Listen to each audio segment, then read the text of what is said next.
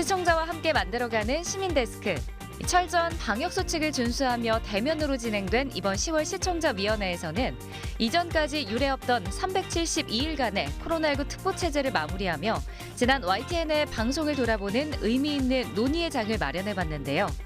각종 허위 조작 정보에 맞선 YTN 팩트체크 보도와 함께 이 특정 집단에 편향된 일부 감염병 보도, 그리고 코로나19 상황 속 뒤로 밀려난 개인정보 보호법을 다룬 아쉬운 보도 내용까지 살펴봅니다. 이 밖에도 YTN의 발전을 향한 시청자 위원들의 다양한 의견들로 채워진 10월 정기회의 내용 함께 만나보시죠. 시청자 브리핑 시시콜콜 위클리픽, 부족함 없는 방송을 위한 그날까지 시청자 의견에 YTN이 응답합니다. 한 주 동안 안녕하셨습니까? 시민데스크 강진원입니다. 이례적 초겨울 추위에 당황한 분들 많으실 겁니다. 때이른 추위가 계속되면서 최근 감기 그리고 호흡기 질환으로 병원을 찾는 환자가 늘었다고 합니다. 춥고 건조한 날씨, 몸의 면역력을 크게 떨어뜨립니다. 코로나19 방역과 더불어서 손 씻기와 같은 개인 위생, 철저한 건강관리까지 당부드리면서 오늘 시민데스크 10월 시청자위원회 소식으로 시작합니다. 화면으로 만나보시죠.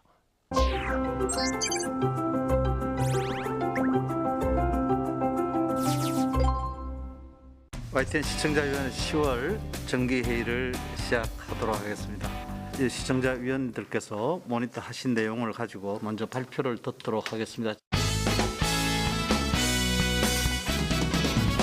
저는 오늘 그 코로나19 특보체제 마감하신 부분에 대해서 좀 전반적인 평가를 말씀드리고자 합니다. 일단 10월 14일에 종료를 하셨는데 종료 시점상에는 문제가 없어 보입니다. 마침 이제 다음 주부터는 위드 코로나 체제로 돌아가기도 하고 앞으로 지금 하는 것처럼 코로나19와 관련된 것은 아침에 그리고 저녁 6시쯤에 계속해서 업데이트되는 숫자를 보도를 하실 수밖에 없을 겁니다. 그래서 지금처럼 양질에서 코로나19 관련 소식을 놓치지만 않으신다면 큰 문제 없어 보입니다. 오히려 특보체제라는 이름 아래 장기간 무리한 체제로 가는 것이 더 위험할 수도 있다, 이런 생각도 들었고요.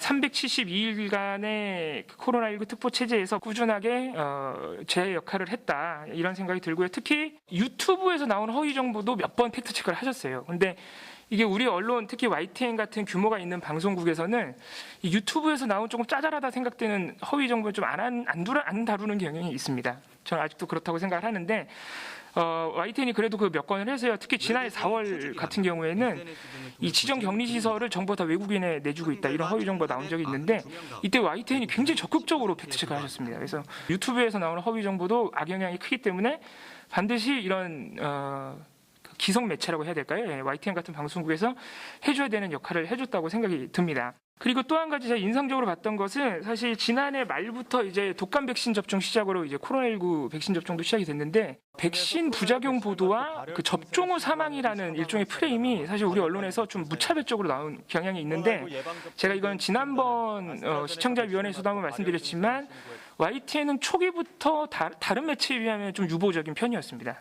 예를 들어서 부작용을 직접 언급하면서 부작용 사례를 단순 나열하는 보도의 양이나 또 접종 후 사망이라는 용어를 조금 단선적으로 써버리는 그 보도의 양이 경쟁사들에 비하면 일단 양적으로도 좀 적었고요.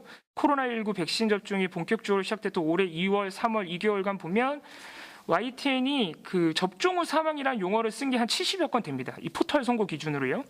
근데 이제 경쟁사라고 할 수 있는, 아주 직접적으로 경쟁사는 아니지만 연합뉴스 같은 경우 80건이 넘어갔거든요. 그래서 이게 큰 차이겠냐 싶기도 하지만 어쨌든 경쟁사보다 보도량이 적었다는 겁니다. YTN도 24시간 뉴스를 내는데.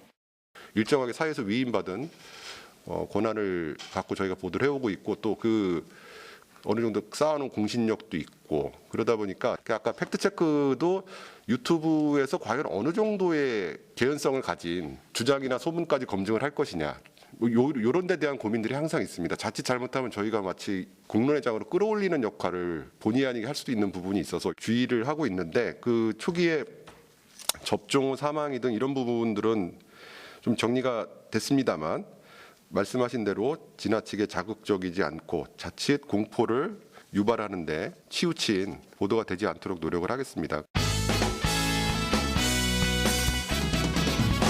이런 그 특보 상황에서 국가나 지방자치단체 보도진들이 어떤 제 몫을 제대로 했는가, 그다음에 의료인이라든지 또 국민이 져야 할 권리와 의무는 어떤 것인가 이런 것들을 중점적으로 이제 보도를 좀 해주시라라는 이제 말씀을 드렸고 실제적으로 이제 그런 것들이 점점 대단 업데이트되고 사실 보도가 잘 됐죠. 이제 향후 이제 또 이런 재난 방송 소위 사회 재난에 가까운 이런 감염병이 팬데믹 현상이 생겼을 때 보도 지침 이런 것들이 제대로 잘 지켜지고 있는가라는 차원에서도 지속적으로 업데이트되고 보도가 돼야 될 것이다라는 말씀을 드립니다. 그 코로나19 관련해서 이제 뭐 예를 들면 방역 수칙 관련인데요. 뭐 휴대폰만 가지고 있으면 어느 지역에 어느 사람이 몇 시부터 어디까지 있었다라는 게 다 이제 취득이 개인정보를 취득하지 않습니까? 그러면 개인정보보호법에 의해서 일정 기간 보존하고 전부 없애야 되는데 이제 실제적으로 그런 것에 대한 보도는 물론 이제 한두 번 있었어요. 그런데 소위 단계적 일상 회복이 되고 마스크는 물론 착용한다 하더라도 개인 출입 기록은 계속 될 것이다라는 것이 이제 지금 뭐 일상회복 추진위원회에서 나오는 얘기이기 때문에 개인정보 보호에 대한 어떤 보장이라든가 어떤 그 법정 준수 이런 것들은 보도하는 그 매체에서 확실히 신경 쓰고 확인하고 또 그렇게 안 되면 이걸 좀 개선해야 된다라는 메시지를 줄 필요가 있다.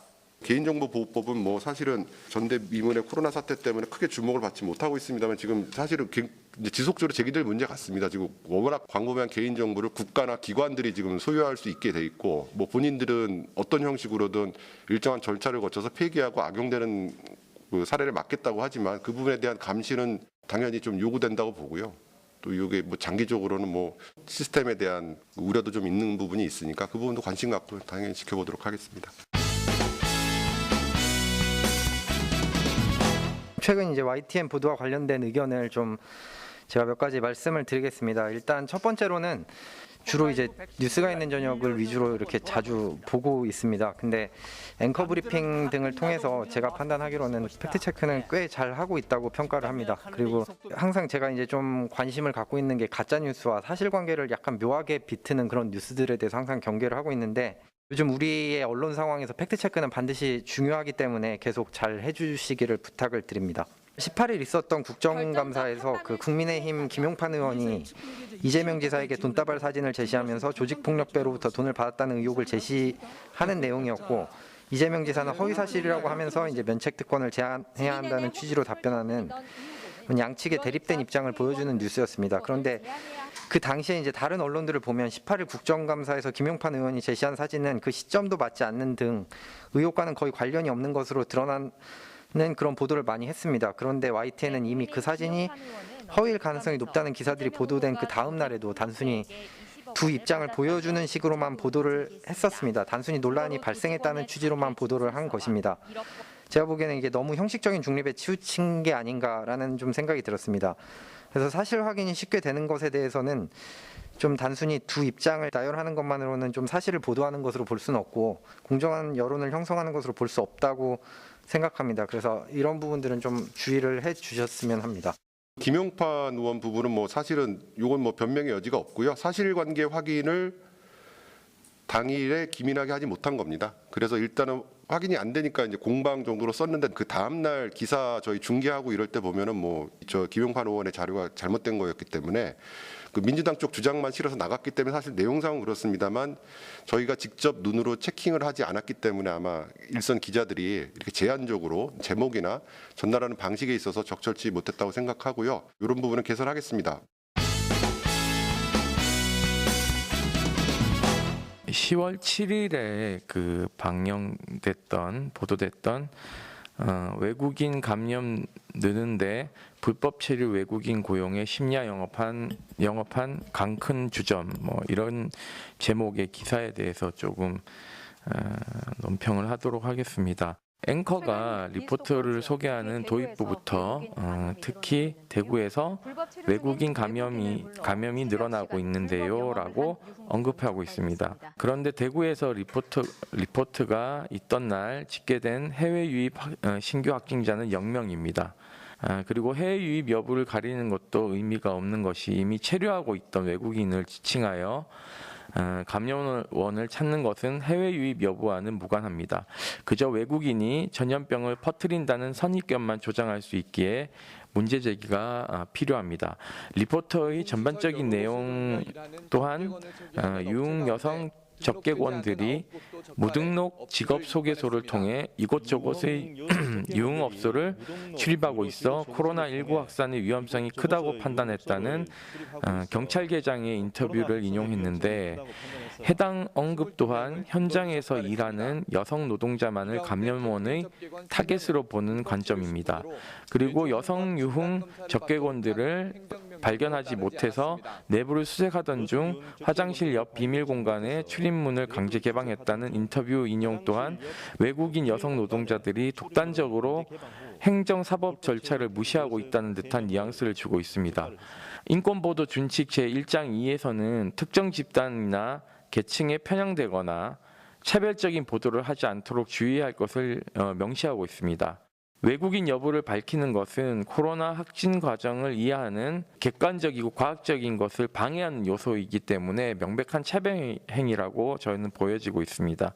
태국인 혹은 외국인이라는 낙인을 남기는 해당 리포트 또한 보도되었을 때의 여파를 고려해 주시길 바라며 앞으로 외국인 등 소수자 관련 보도 영역에서의 개선을 기대하겠습니다. 임태훈 위원님이 지적하신 것처럼 국내의 어떤 노동시장의 구조적인 한계 그리고 차별 때문에 이분들이 백신이랑 어떤 의료의 사각지대에 놓여 있었고 그러다 보니까 그 당시 그게 대단한 빈틈이 돼서 전국적으로 막 확산이 되고 있었습니다. 그래서 그 당시 외국인 노동자가 약간 저희가 이제 뭐 표현이 어떻게 될지 모르겠습니다. 외국인 노동자 감염 사태라는 표현까지도 썼던 것 같고 방역 당국도 그 부분에 대해서 당시 집중해서 여러 차례 브리핑을 한 바 있습니다. 다만 제목이 아까 말씀하신 것처럼 외국인 감염 느는데 불법 체류 외국인 하고 이게 약간 또 유흥업소의 불법 영업이랑 맞물려 있고 이게 또 비상계단 이렇게 가고 하니까 말씀하신 대로 좀 자극적이거나 선정적으로 비춰질 수 있다. 또 불필요하게 이제 혐오로 이어질 수 있는 가능성도 있다. 그 부분은 뭐 저도 겸허하게 받아들이겠습니다. 사회부 기사에서 잇따라 단독이 나와서 경찰 출입 기자들이 열심히 하는구나 이렇게 생각해서 다른 기사랑 비교를 해보니까 역시 시간 단독도 아니었고 시간도 뉴시스나 뉴스원이나 이렇게 민영 통신사들이 더 앞섰는데 유독 YTN에만 단독을 붙였습니다. 일례로 아파트 그 주차장에서 여성이 그 성폭행을 당할 뻔했다가 그 범인이 현장에서 체포가 됐다 이 기사가 있습니다. 이 기사는 뉴시스, 뉴스원 등 다른 언론사가 더 시간대도 앞섰고요. 그랬는데 YTN에만 유독 단독이 붙었고요. 그 다음에 곽상도 아들 첫 소환.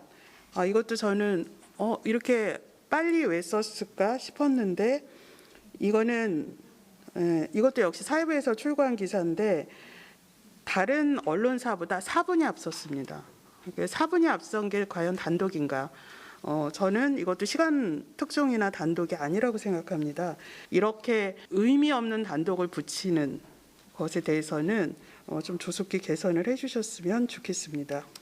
최근에 YTN이 단독이라는 이름으로 몇 건이나 있었나 지난 한 달을 봤더니 지금 YTN 홈페이지에 올라와 있는 것도 굉장히 많습니다. 굉장히 많은데 사건 건건이 단독이 아닌 게 아까 말씀하신 아닌 것처럼 보이는 게 저는 이 단독이라는 걸 제 문제점을 한번 고민을 해보시고 이 단독이라는 이름에 그냥 너무 욕심을 내시지는 말고 정말 단독이라고 생각되는 것에 새로운 이름을 지어서 뭐 예를 들면 무궁화 리본을 하나 붙여준다든지 뭐 그런 식으로 해서 정말 빛이 날 수 있도록 해주는 그런 장치를 해주시면 훨씬 더 믿음이 가고 그러지 않겠나라는 생각이 들어서 우리가 그냥 뻔하다고 생각되는 그런 관행들을 좀 지원해서 YTN 맨 앞에 있는 Y자가 정말 젊은 세대를 뜻하는 그런 회사 이미지를 줄 수 있도록 좀 한번 노력해 보시면 어떨까라는 것을 이 단독 기사에 걸어서 한번 제안을 드려보는 바입니다. 단독 부분은 뭐 공감합니다. 예. 제가 구태여 그거는 따로 변명은 하지 않고요. 뭐 시간차, 단순한 시간 차이에 의한 특종이라고 할까요? 그리고 너무 사소한 부분들 이런 것들은 차츰차츰 그거를 좀 정리해 나가고 장기적으로 말씀하신 대로 뭐 명칭을 바꿀지 부분은 조금 더 내부의 합의를 모아가는 과정을 거치겠습니다.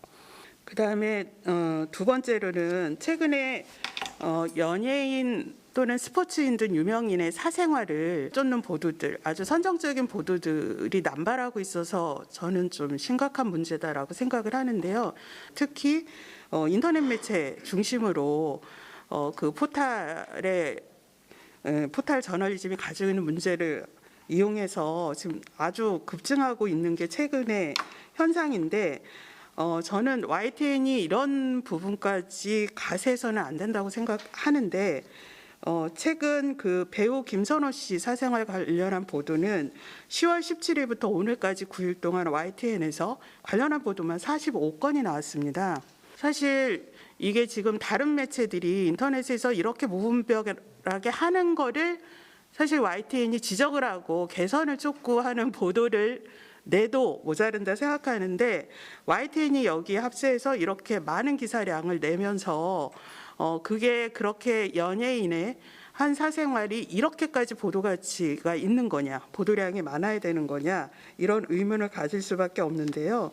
아마도 이런 기사들이 연예 쪽에서 워낙 많이 관심이 높고 대중들의 말초적 신경을 자극해서 관심이 높고 또 다른 매체도 쓰니 안 쓸 수 없다라는 이유로 쓸 수도 있겠지만 저는 YTN이 이런 거는 과감히 좀 개선을 해야 된다라고 생각을 합니다.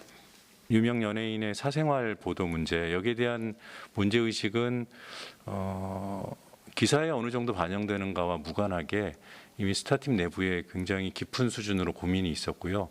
이번 김선호 씨 건이 터지자마자 바로 제가 이제 실무팀하고 논의를 했고 실무팀 의견 자체가 소속사나 본인의 공식 반응이 나오기 전까지는 기사화하지 않는다.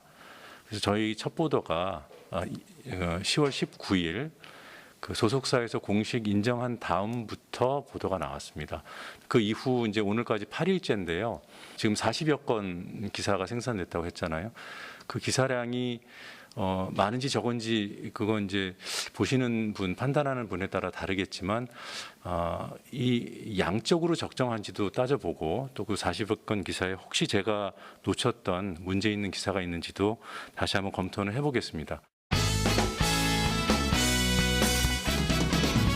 이 뉴스 특보가 물론 본 회사가 가지고 있는 그런 그 특화된 그런 가장 잘할 수 있는 일이라고 생각하시지만 이 이외에도 다른 보도 장치들, 어떤 데이터 저널리즘이나 아니면 뭐 국제 뉴스, 탐사 보고서 기록 이런 섹션들도 보도 섹션들도 얼마든지 유기적으로 이 특보 코로나라는 이 주제와 관련해서 확대되고 연동되어서 기획돼서 이슈를 발굴하고 더 탐사해서 보도하고 분석하는 그런 것들이 훨씬 더 많이 있어야 되는데 굉장히 손에 꼽을 정도밖에 아이템들이 없었다는 거죠. 지난 한 2년 동안. 데이터 저널리즘 같은 경우도 보면은 가장 최근에 그래도 이 코로나로 인해서 좀 무너진 자영업자의 실태 정도가 있었고 작년에 한 가지 전 세계 국제 항공사 기업 현황 등 이렇게 불과 몇 가지밖에 없었고요. 탐사 보도 같은 경우도 그 코로나로 인해서 학력차가 이제 생기는 것에 대한 이런 테마가 선정되어서 집중 조명되는 지극히 몇 개 안 되는 그런 아이템들밖에 없어서 이제 뉴스 특보가 종료된 만큼 그 에너지를 그 이후에 이제 다른 심층 분석이나 이제 그런 집중 포커스 정도로 옮겨서 심층 분석들이 되는 이제 그런 아이템들이 많이 나왔으면 좋겠다라는 게 저의 바람입니다. 데이터 저널리즘 부분을 언급하셨는데 아니면 뭐 탐사 기록 이거 외에도 결국은 YTN이 항상 느끼고 있는 갈증에 대한 부분이라고 생각합니다. 깊이와 다양성의 문제라고 생각하고요. 보도에 이것을 빅데이터를 이용한 데이터 저널리즘의 방식이냐 아니면 끈질긴 장기간의 취재를 바탕으로 한 뭐 탐사 보도의 문제냐 그 방식은 좀 다를 수 있겠습니다만 결국은 깊이와 다양성의 문제다. 이것은 스트레이트 위주로 굴러가는 YTN의 그 구조상 여러 가지 한계로 지금 아직까지는 미완의 과제로 남겨놓은 부분들이 좀 많습니다.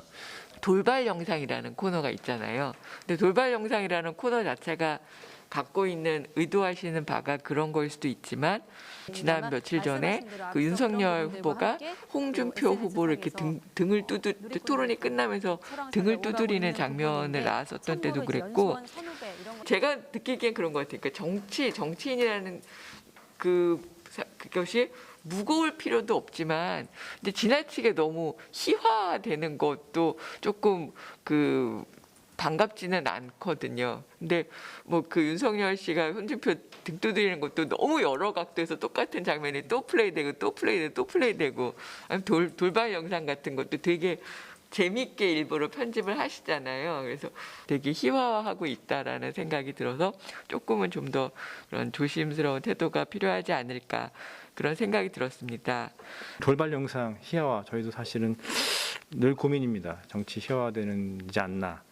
하지만 또 그렇다고 해서 너무 정치를 무겁거나 아니면 이게 이제 정치인들에 대해서 비판 의식을 뭐 그냥 단순 중계 보도만 하는 행태를 좀 벗어나기 위해서 만든 게 돌발 영상이고 또 이제 지금 오프라인 방송으로도 나가기는 합니다만 현재 돌발 영상은 디지털에 표출되는 것을 주력을 하고 있습니다. 저희 보도국에서 운영하고 있는 도라쩌 채널을 중심으로 나가고 있기 때문에 디지털 특성상 사실은 이게 좀 재미적인 요소도 무시할 수가 없거든요. 그래서 재미가 없거나 어떤 특유의 위트를 좀 상실하면 보지 않습니다. 아무리 잘 만들고 비판 의식을 많이 담아도 사실은 소비자들이 보지 않으면 사실 어려운 면이 있거든요. 그래서 저희도 제작진 늘 고민합니다. 그래서 너무 희화화되지 않지만 그래도 또 어떤 비판 의식과 위트감을 담아낼 수 있는 사실은 그게 굉장히 어려운데 열심히 노력하고 있습니다. 많이 좀 애정을 가지고 봐주시기 바라고. 네, 그동안 이 특보 기간을 이제 지내고 우리 한국 사회가 잘하는 게 하나 있고 못하는 게 하나 있는데 책 만드는 것과 관련돼서 무슨 일을 시작할 때마다 청사진을 만드는 건 잘하는데 일이 끝나고 난 다음에 백서를 만드는 일을 거의 하지 않습니다. 그래서 뭘 잘했고 뭘 잘못했는지 시시비비를 따지는 일이 없는데 이 특보 기간 동안은 메르스 사태에 비해서 어떤 것들을 잘했고 또 앞으로 개선될 만한 해야 될 내용들은 없는지 그런 백서를 한번 만들어 보시고 저희들도 같이 한번 나누어 가지면 그동안 370여일 동안에 고생하셨던 부분들에서 우리가 훨씬 더 많은 교훈을 얻고 또 버릴 건 버릴 수 있는 그런 기회가 되지 않을까 싶어서 그 부분은 꼭 한번 말씀을 드립니다. 유재석 해설위원 같이 또 새로운 보도 방식 혹은 전달 방식 이런 부분도 얻을 수 있었다는 그런 이점도 있었으니까 그런 부분들 더욱더 부각시키면 새롭게 또 커리어를 시작하시는 후배들에게도 큰 도움이 되겠다라는 그런 생각이 듭니다. 그리고 그런 작업조차가 또 뉴스가 되고 회사의 이미지를 제고시킬 수 있는 그런 방편이 되지 않을까라는 생각에서 그런 제안을 한번 드리는 바입니다.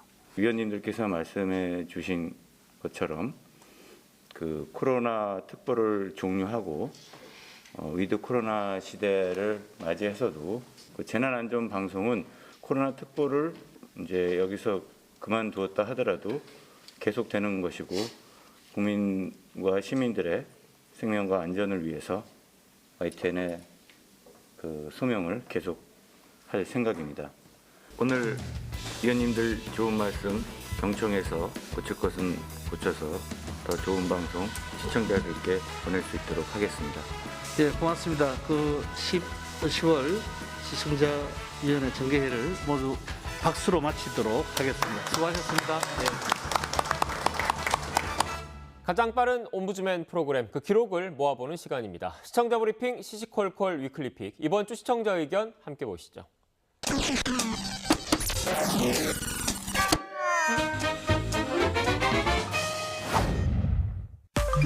오늘은 정치 이슈에 대한 시청자 전화 의견을 듣겠습니다.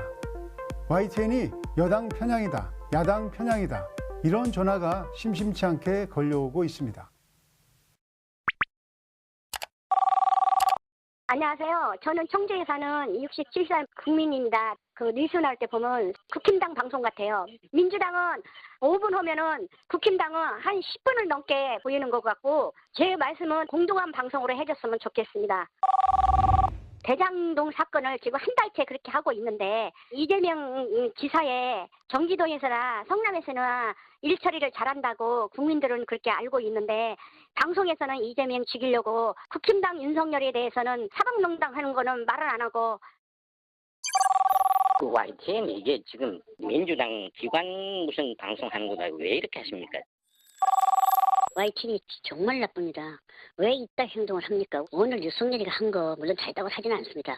그렇지만 예를 들어서 민주당 전 대통령은 다 훌륭하고 보수 대통령은 다 나쁜 짓 했습니까? 여당 편향이다, 야당 편향이다. 이런 전화가 골고루 오는 것을 보면 방송이 어느 한쪽으로 치우친 것은 아닌 것 같습니다. 그러나 안주할 수 없다는 것을 잘 알고 있습니다. 시청자의 눈높이와 기대치가 점점 커지고 있기 때문입니다. YTN 같은 경우에는 국민들이 대다수 좀 신뢰를 하는 언론기관인데 좀 공정하게 좀 적극적으로 좀 보도해 줬으면 좋겠어요. 잘못된 거는 잘못됐다고 적극적으로 보도하고 물에 물 탄 듯 술에 술 탄 듯 그런 식으로 보도 안 해줬으면 좋겠어요. 확증 편향이 심해질수록 뉴스를 어떻게 전해야 하느냐 하는 고민도 깊어집니다. 분명한 것이 하나 있습니다. 누가 이렇게 말했다며 그 발언을 따옴표 안에 담아 전하는 이른바 따옴표 저널리즘을 경계해야 한다는 것입니다. 중계방송하듯 발언만 전하다 보면 감정적인 뉴스 소비만을 부추기는 결과를 낳을 수 있기 때문입니다. 발언의 진위 여부를 확인하고 맥락과 배경을 깊이 있게 다루며 비판을 받더라도 좌고우면하지 않고 잘못된 것은 잘못됐고 잘된 것은 잘됐다고 하는 뉴스를 만들겠습니다.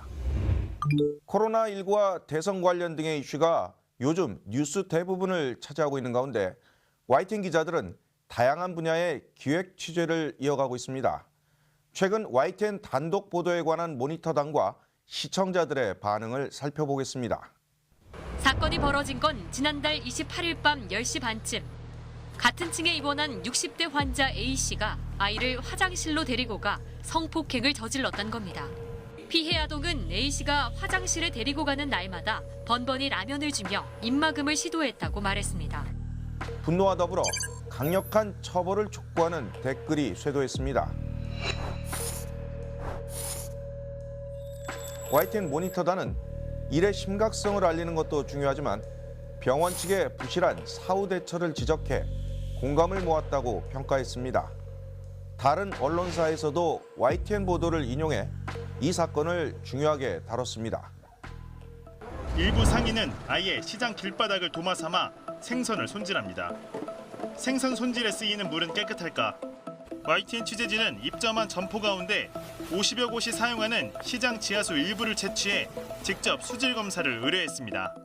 하지만 검사 결과 먹는 물은커녕 심하게 오염된 상태로 드러났습니다. 시장 바닥을 도마 삼아 생선 손질을 했다고 충격적이네. 상인은 물론 담당 공무원에 대한 질타가 이어졌고 좋은 취재였다는 칭찬도 있습니다. YTN 모니터단은 시민들은 물론 상인들도 모르고 있던 내용을 보도에 의미 있었다며 후속 기사를 통해 어떻게 개선되었는지도 알려달라고 당부했습니다. YTN은 앞서 학교 급식실 노동자들의 잇따른 폐암발병 문제를 중점 보도해드렸는데요. 보도 이후 교육청 실태조사와 국회 토론회 등 여러 의미 있는 변화가 이어지고 있지만 개선해야 할 부분도 여전히 많습니다. 교육부가 개선을 약속했던 환기 설비도 제대로 작동하지 않거나 정기검사도 없었다는 응답이 절반을 넘는 등 현장에서는 큰 변화가 없는 것으로 조사됐습니다. YTN은 지난 8월 17일부터 급식실 문제를 연속으로 다루고 있습니다. 모니터단은 실태 보도에 그치지 않고 이후 상황까지 전달하려는 후속 보도가 늘고 있어서 반가웠다고 말했습니다. YTN은 단독 보도가 단발 뉴스에 그치지 않도록 계속 지켜보겠습니다. 비록 작은 변화라도 꾸준히 이뤄내기 위해 YTN만의 기획 취재를 이어가도록 하겠습니다. 지금까지 시청자 브리핑 시시콜콜입니다.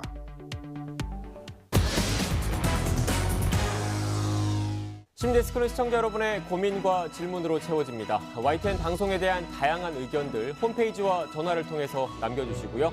시민데스크는 다음 주 더 유익한 내용으로 돌아오겠습니다. 시청해주신 여러분 고맙습니다. 우표 국가장 관련해가지고 의견을 좀 남기고 싶습니다. 노태우가 누굽니까? 전두환과 함께 광주 무고한 시민들을 학살하고 거기에 대해서 지금까지 사과 한마디 한 적이 없고 국민의 혈세를 개인 착복에 썼습니까? 이런 인간이 국가장이라니 말이 됩니까 이게? 참을 수가 없습니다. 너무 화가 나서.